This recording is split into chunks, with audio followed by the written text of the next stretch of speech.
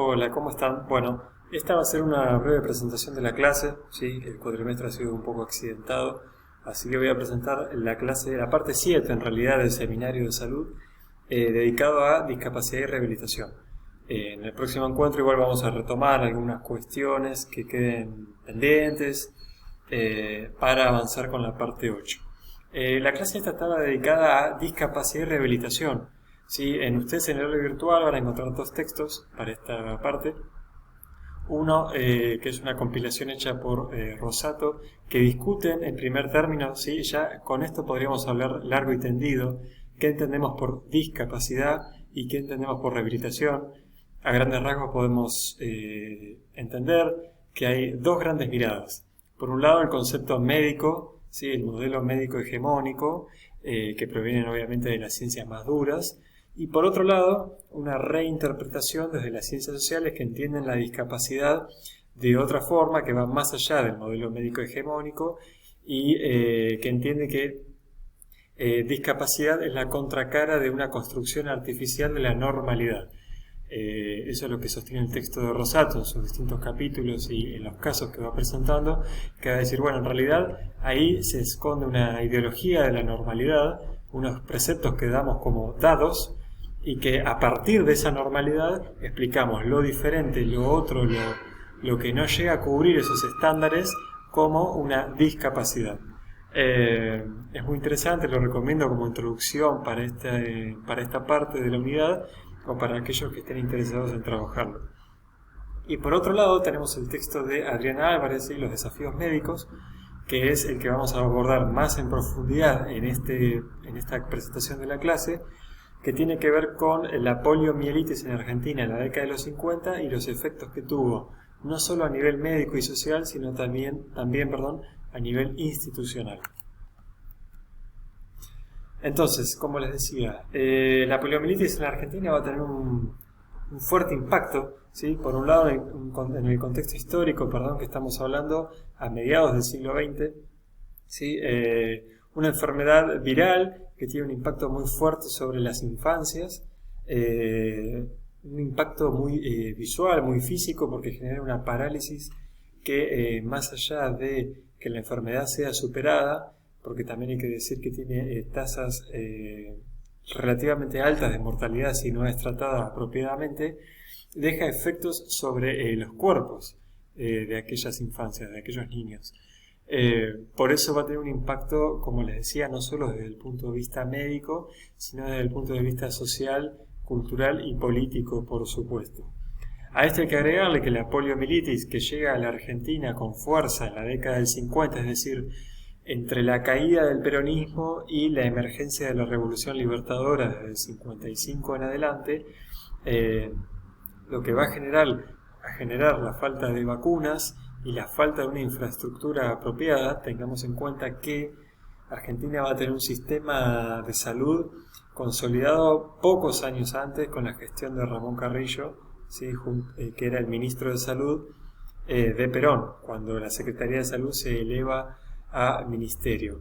Eso, de todos modos, no implicaba que el sistema siguiera estando fuertemente fragmentado, ¿sí? Entre un sistema público emergente, un sistema mutualista y un sistema privado que prácticamente no existía, ¿sí? Eso se va a dar en las décadas posteriores.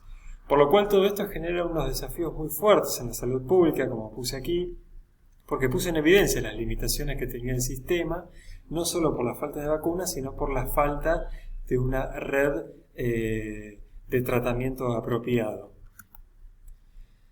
En este panorama, si se quiere, con la emergencia de la polio, con todas las preguntas y las limitaciones que existían, es que empieza a haber un cambio de enfoque en la rehabilitación que obviamente, como les decía, la polio no solo impacta en la salud, sino que deja secuelas en los cuerpos, deja cuestiones que implican readaptarse a la vida cotidiana, no solo por un tiempo, sino probablemente a lo largo de las vidas de aquellos pacientes que la sufrían.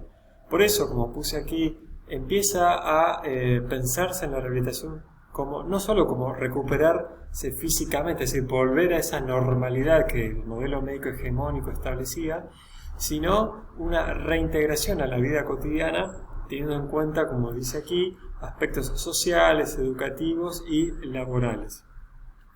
Ese enfoque es el que va a empezar a aplicarse en los centros de atención para la rehabilitación de la polio, que ahora voy a hablar un poquito sobre cuáles son aquellos que surgieron, no solo desde el Estado, sino también desde las sociedades civiles. Por eso, como dice aquí, no solo centrarse en los aspectos físicos de la parálisis, sino también pensar en reintegrar a esas personas.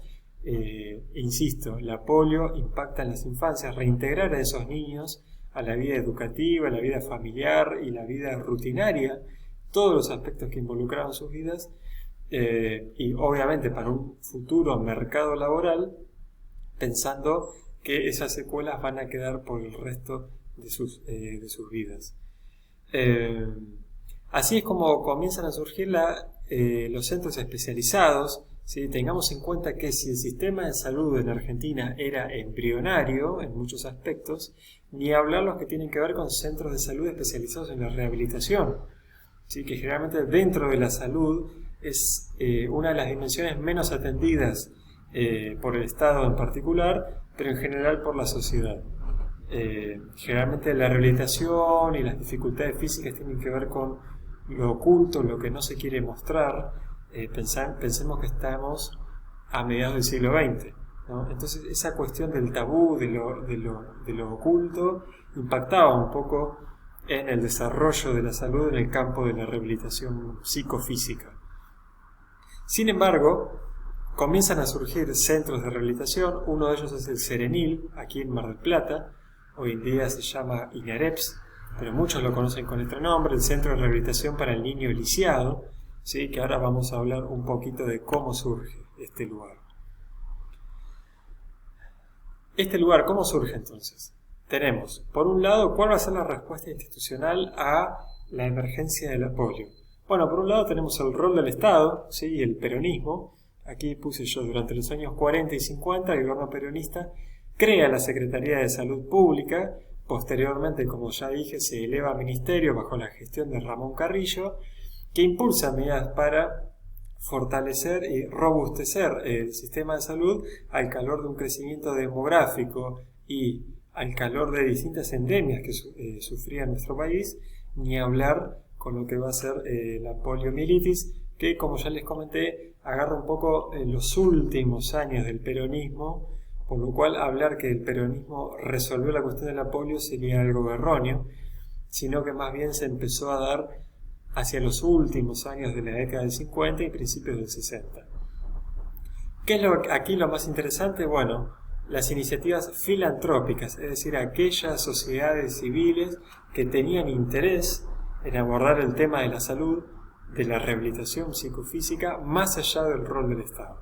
Aquí yo puse que el ALPI fue un centro a nivel nacional pionero del año 43 para brindar tratamientos de rehabilitación, pero también tenemos aquí el Serenil, como les dije, el Centro de Rehabilitación para el Niño Lisiado, ¿sí? De la ciudad de Mar del Plata. Actualmente está emplazado en la ruta 88, cruzando la rotonda del Gaucho para aquellos que se ubiquen.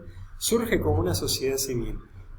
Aquí yo, por ejemplo, puse un panfleto que figura en el artículo de Adriana Álvarez, que dice, bueno, puede ser su hijo, protéjalo, es decir, generar cierta empatía. Estos lugares funcionaban, después van a tener cierto financiamiento del Estado, pero al principio era todo, digamos, a partir de lo que la sociedad civil podía hacer.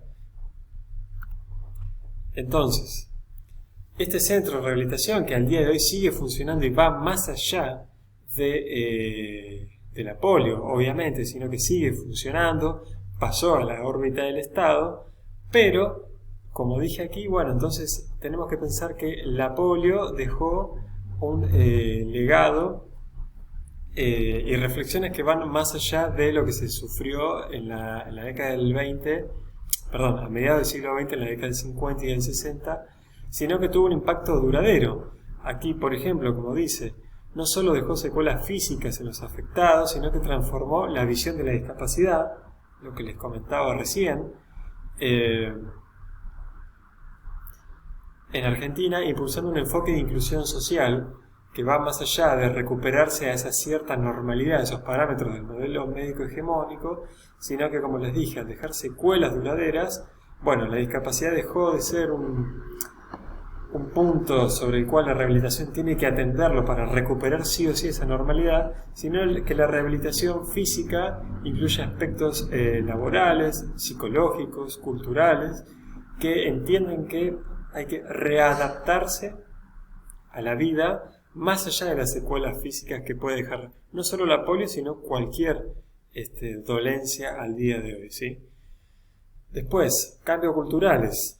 Como les dije, estos centros de rehabilitación y del deporte adaptado promovieron la integración y la autonomía de estas personas, cuestionando los modelos de beneficencia, los modelos de la normalidad y la estigmatización. Yo creo que aquí más que nada el rol central ha sido de los centros de rehabilitación psicofísica, que no por nada hay que tener en cuenta que el que se encuentra aquí en Mar del Plata es prácticamente el único centro de rehabilitación referencia a nivel nacional al día de hoy, ¿sí? Por eso me parece interesante recuperar el Serenil, no solo porque sea de la ciudad de Mar del Plata y nosotros estemos aquí, sino por las implicancias actuales. Y finalmente los aprendizajes que dejan para la salud pública, ¿sí? La respuesta a la poliomielitis dejó lecciones sobre la importancia de la rehabilitación y el rol de la sociedad en apoyar a estas personas con discapacidad, y dejó en evidencia la importancia de tener un centro integrado de salud, ¿sí? Que implique la dimensión pública, la dimensión mutualista o sindical que empieza a surgir después, y la dimensión privada, que eso empezó a tener más fuerza a partir de los 60 y sobre todo en los años 90.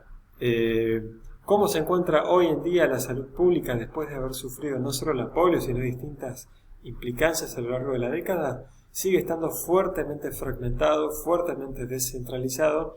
Por eso, si uno quisiera vincular el impacto que tuvo la poliomielitis en el sistema de salud pública y hacer un paralelismo con el impacto que tuvo el COVID, por ejemplo, o la gripe porcina del año 2008, si bien son casos diferentes que hay que aclarar, que las comparaciones están agarradas así de punta, si se quiere, sí se puede hacer un paralelismo con cuál ha sido la respuesta del sistema de salud, y siempre sale a la luz que más allá de que aquí era un sistema embrionario, que hoy en día por supuesto que no lo es, la descentralización y la fragmentación sigue siendo un problema para la salud de nuestro país.